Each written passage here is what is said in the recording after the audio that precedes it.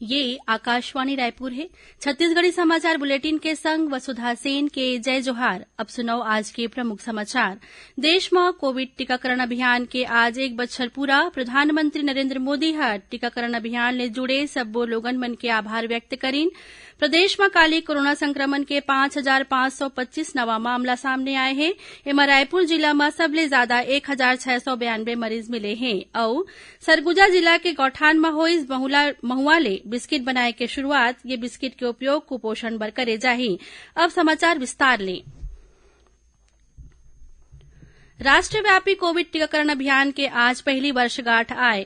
प्रधानमंत्री नरेंद्र मोदी हा पाछू बछर 16 जनवरी के महामारी ले निपटे बर युद्ध स्तर में विश्व के सबले बड़े टीकाकरण अभियान शुरू करे रहिस। प्रधानमंत्री नरेंद्र मोदी हा टीकाकरण अभियान के 1 बछर पूरा होए ले एखर से जुड़े सब्बो लोगन मन ला आभार व्यक्त करीन। ओमन किहिन कि देश के टीकाकरण कार्यक्रम कोविड के खिलाफ संघर्ष में महत्वपूर्ण है। ये दौरान डॉक्टर, नर्स और स्वास्थ्यकर्मी मन के भूमिका असाधारण रहे है। श्री मोदी हा इहू किहिन कि भारत बर गर्व के बात है कि ओमन टीका के माध्यम ले महामारी ले निपटे में योगदान दे हैं। ओमन लोगन ला अपील करत किहिन कि कोविड निर्देश के पालन करें और महामारी ला हरावें।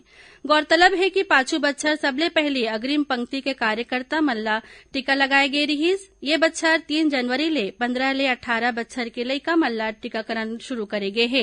स्वास्थ्यकर्मी, अग्रिम पंक्ति के कार्यकर्ता और 60 बच्छर ले ज्यादा उम्र के मनखे मन ला एहतियाती टीका लगाए के अभियान 10 जनवरी ले शुरू होही। यही बीच कोविड टीकाकरण कार्यक्रम के तहत अब तक देश में 156 करोड़ 76 लाख ले ज्यादा टीका लगाए जा चुके हैं। एती छत्तीसगढ़ में कोरोना ले बचाव बर अब तक 3 करोड़ 34 लाख 71 हजार ले ज्यादा टीका लगाए गए हैं। प्रधानमंत्री नरेंद्र मोदी हा ये बच्छर के परीक्षा पे चर्चा के कार्यक्रम बर पंजीकरण कराए के आग्रह करे हैं। श्री मोदी हा ट्विटर में कहिन कि ये कार्यक्रम ऊर्जावान युवा मन से जुड़े, उखर सामने आवत चुनौती मन ला समझे और उखर इच्छा मन ला बेहतर ढंग ले जाने के मौका देथे। ओमन किहिन कि एखर से शिक्षा जगत में उभरत नवा रुझान के घलो पता लगथे। प्रधानमंत्री हा किहिन कि परीक्षा मन पास है और एला देखत हुए परीक्षा पे चर्चा कार्यक्रम आयोजित करे जाना है। ओमन प्रतिभागी मन से परीक्षा ला तनाव मुक्त बनाए के बारे में बातचीत करे और बहादुर परीक्षा योद्धा, उखर माता पिता और शिक्षक मन के सहायता करे के आग्रह करीन। प्रदेश में काले कोरोना संक्रमण के 5,525 नवा मामला सामने आए हैं। एमा रायपुर जिला में सबले ज्यादा 1,692 मरीज मिले हैं। उन्हें प्रदेश भर में 32,000 ले ज्यादा मरीज मन के अलग अलग अस्पताल और होम आइसोलेशन में इलाज चलत है। उन्हें कोंडागांव जिला के नवागांव विद्यालय में काली 89 विद्यार्थी कोरोना पॉजिटिव पाए गए हैं। एकरे संग विद्यालय ला कंटेनमेंट जोन घोषित कर दे गए है। कलेक्टर पुष्पेंद्र कुमार मीणा हा बाढ़त कोरोना संक्रमण ला देखत हुए सब्बो शिक्षण संस्थान और छात्रावास मन ला बंद करे के निर्देश दे हैं। उन्हें शासकीय कार्यालय में आम जनता के प्रवेश ऊपर पूर्ण प्रतिबंध लगा दे गए है। 1/3 कर्मचारी मन संग कार्यालय संचालित करे जाही। उन्हें बाकी कर्मचारी मन वर्क फ्रॉम होम के जरिया काम करही। एती बलरामपुर जिला में कलेक्टर कुंदन कुमार हा बढ़त कोरोना संक्रमण के प्रसार ला रोके बर जिला और विकासखंड मुख्यालय बलरामपुर, रामानुजगंज, वाड्रफनगर, राजपुर, शंकरगढ़ और कुसमी में रात्रिकालीन कर्फ्यू लागू करे के निर्देश दे हैं। यही दौरान रात 8 बजे ले बिहनिया 7 बजे तक सब्बो व्यवसायी और गैर व्यवसायी गतिविधि मन प्रतिबंधित रही। यही बीच दुर्ग में Chhattisgarh chamber of commerce and industry हा नो मास्क नो सेल अभियान की शुरुआत करे हैं। एखर तहत भिलाई चैम्बर के टीम सब्बो व्यापारी मन के दुकान में नो मास्क नो सेल के स्टिकर चस्पा करके लोगन मन ला जागरूक करत है। प्रादेशिक लोक संपर्क कार्यालय रायपुर के अपर महानिदेशक अभिषेक दयाल हा आज बिलासपुर में कोरोना बचाव जागरूकता रथ ला हरी झंडी दिखा के रवाना करीन। राज्य सरकार हा विधायक डॉक्टर प्रीतम लाम तिर्कीला छत्तीसगढ़ मेडिकल सर्विसेज कारपोरेशन के संचालक मंडल के अध्यक्ष नियुक्त करे है। संगे संग विधायक डॉक्टर विनय जायसवाल, डॉक्टर के ध्रुव और नीलाभ दुबेला संचालक नियुक्त करे गए है। छत्तीसगढ़ी समाचार बुलेटिन आप मन आकाशवाणी रायपुर ले सुनत हव। छत्तीसगढ़ के खबर ले है आपके वास्ता और खबर के विश्वसनीयता ले है हमार वास्ता। आकाशवाणी समाचार रायपुर के प्रादेशिक समाचार बुलेटिन के संगे संग हमार समसामयिक कार्यक्रम आप रेडियो के संग अपन मोबाइल में घलो सुन सकत हव। आकाशवाणी समाचार फेसबुक, ट्विटर और यूट्यूब में घलो हावय। हमार फेसबुक पेज हरे Chhattisgarh news on AIR, Twitter handle CGAIR news और हमार यूट्यूब चैनल हरे छत्तीसगढ़ AIR न्यूज। तो अब रेडियो के संगे संग आपके मोबाइल के माध्यम ले हम आप तक पहुंचत हन। छत्तीसगढ़ के हर खबर पर सुनत रहो आकाशवाणी समाचार। अब आगू बढ़बो बाकी समाचार कोती।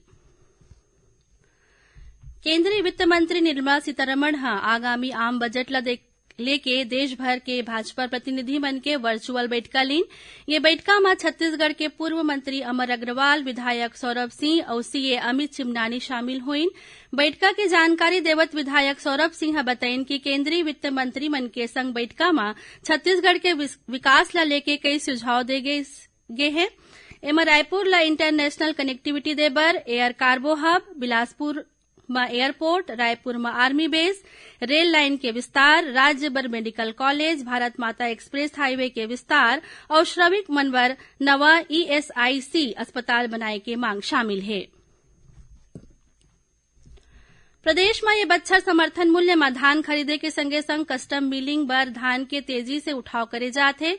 जांजगीर चांपा जिला में CMR के तहत नॉन सेंट्रल, नॉन स्टेट और FCI में 1,01,000 ले ज्यादा मीट्रिक टन चावल जमा कराए जा चुके हैं।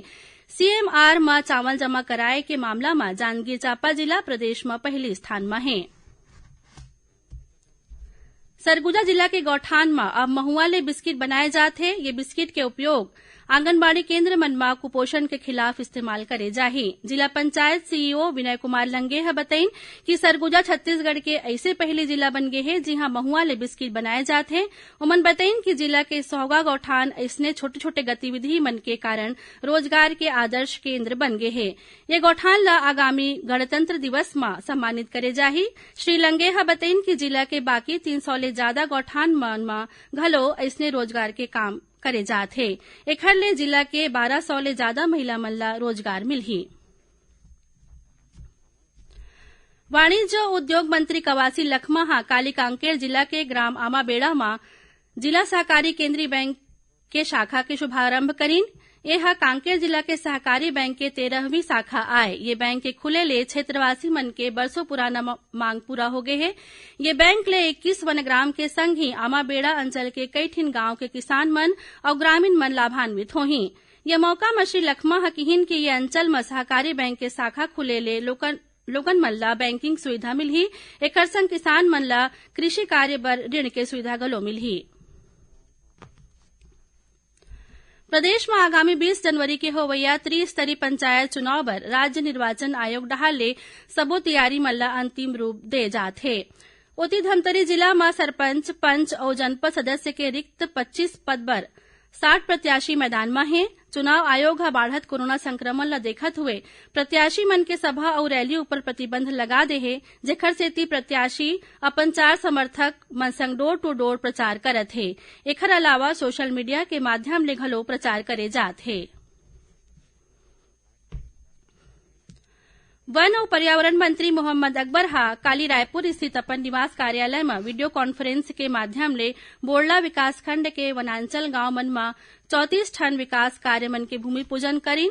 एखर तहत 6 ठन ग्राम पंचायत मन में लगभग 1 करोड़ 59 लाख रुपया लागत ले बनने वाला 28 ठन सड़क निर्माण कार्य घलो शामिल हैं। आखिर में प्रमुख समाचार एक घो फेर। देश में कोविड टीकाकरण अभियान के आज एक बछर पूरा। प्रधानमंत्री नरेंद्र मोदी हर टीकाकरण अभियान ले जुड़े सब्बो लोगन मन के आभार व्यक्त करीन। प्रदेश में काली कोरोना संक्रमण के 5,525 नवा मामला सामने आए हैं। एमा रायपुर जिला में सबले ज्यादा 1,692 मरीज मिले हैं और सरगुजा जिला के गौठान में हुई महुआ ले बिस्किट बनाए के शुरुआत। ये बिस्किट के उपयोग कुपोषण बर करे जाही। एकरे संग छत्तीसगढ़ी समाचार बुलेटिन इहे सिरावत है। जय जोहार।